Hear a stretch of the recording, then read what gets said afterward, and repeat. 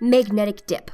Magnetic dip is a phenomenon that is responsible for many to most of the compass errors that we're going to get, including acceleration, deceleration errors, and turning errors. So the whole cause of magnetic dip and the associated errors is simply that, like, once you reach the North Pole and the South Pole, if you picture the magnetic fields as lines, they're actually shooting out towards space from the North Pole, and then they're wrapping around the Earth and they're shooting back into the Earth at the South Pole. So they're not like circles around like the Earth, they're coming out of the North Pole and like going back in the South Pole. Yeah, they're just connected to the Earth at the poles.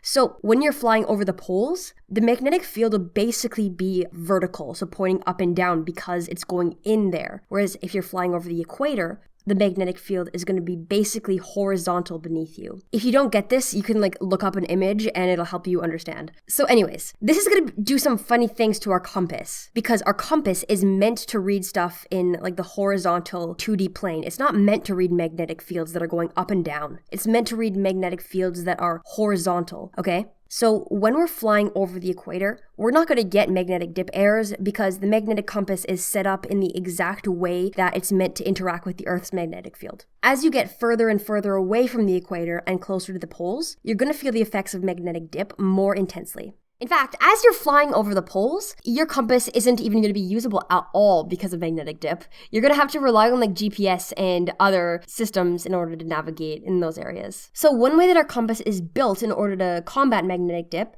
is it's got like some weights on it, so it's balanced like a pendulum, and also the center of buoyancy is above the center of gravity, so it's not going to dip too much. You don't have to go too deep into this, but for exam, you do need to know that there's weights on the compass to help counteract the effects of magnetic dip, and that it's balanced like a pendulum, and that its center of buoyancy is above its center of gravity.